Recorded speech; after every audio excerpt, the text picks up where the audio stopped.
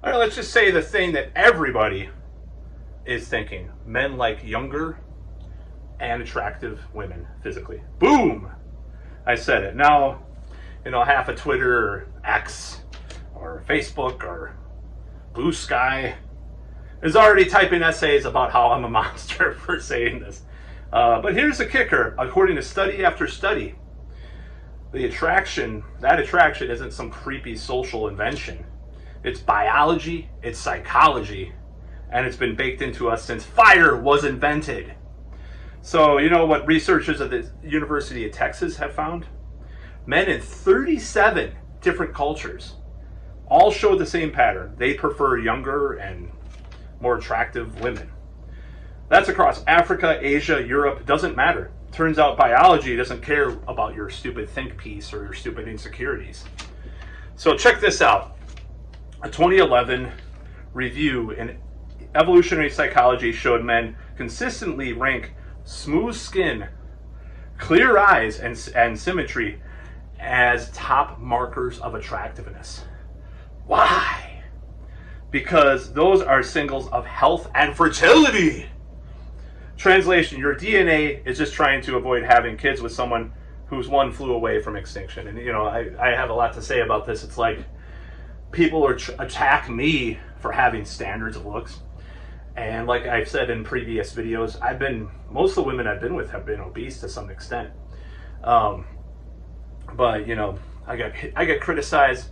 Yeah, maybe I need to look better and be, catch up with what I'm looking for. But nevertheless, when I get indicators of interest from women I would never expect to, then maybe that says something else. Maybe that says something. Maybe this whole thing says something about you, people that are like, looks doesn't matter to men or pigs. Anyways, let's talk about a little bit more about health. So the waist, I have different standards than maybe some of the society says. But the waist to hip ratio thing, that's real science as well. So a Singh 1993 study found men overwhelmingly prefer a ratio about 0.7 because it correlates with, again, higher fertility and lower risk of disease. So when a guy notices curves, he's not being shallow. He's basically a fertility statistician in genes.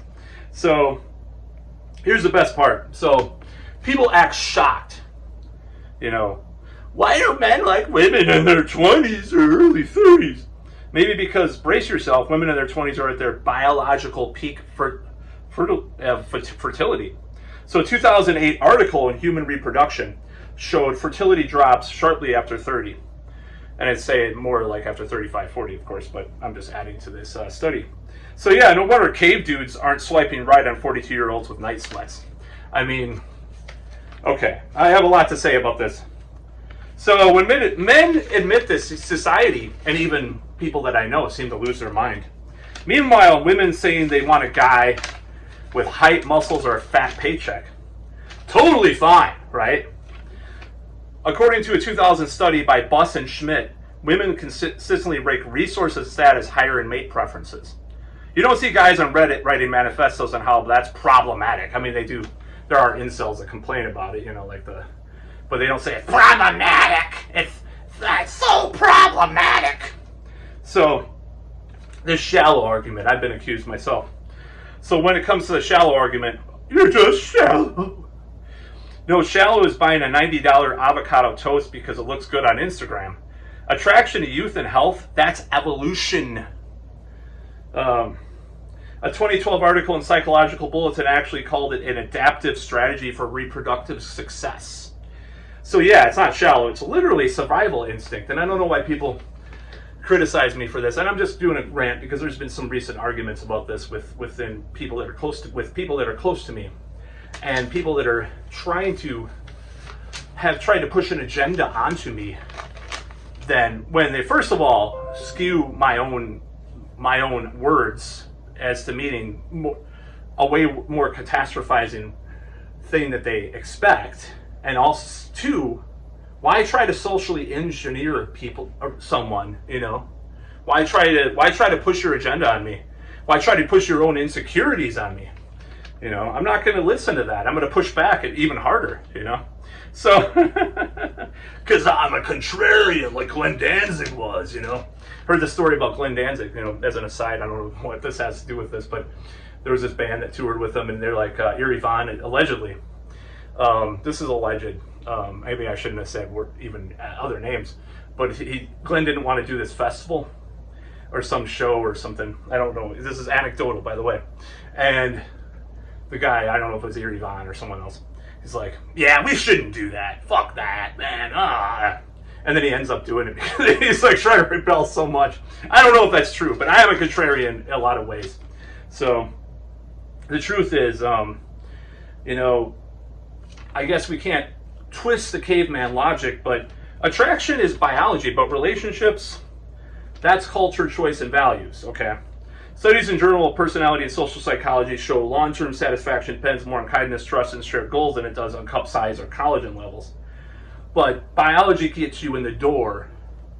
Love keeps you there. So, but I want to add to that because I would say in my life, I've had problems with attraction. I've had problems, you know, and I don't see why this is a problem to people that I can't get it up, so to speak, with someone I'm not physically attracted to. Obviously, it's there for a purpose, like this, you know, these studies show.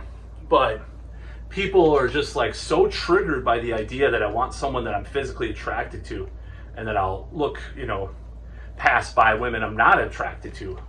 Jesus Christ, and some of his personal preferences, you know. And people are such hypocrites about it, you know. They'll oogle over their favorite celebrity. Oh, Patrick Stewart, he's so hot. But don't be shallow. Don't be shallow. So, all right, that's just an example. It's very targeted. You know, the truth is, men like younger, beautiful, healthy women, and it isn't some conspiracy of the patriarchy. You know, since day one. So I don't think you should apologize for it. Respect women, build deeper relationships. Don't let people shame you. They've shamed me for this, for something that's in my DNA. I can talk about being emasculated. I probably should have had more of a balance of elements growing up. So I was just like, don't be shallow. Don't be shallow. Oh yeah, I'm left single at this age, and you know, because I wasn't shallow, because I got into these relationships where I wasn't sure of myself and I wasn't sure of the woman, so it went to shit. So yeah, don't be shallow. Maybe I should be more fucking shallow. That's about all.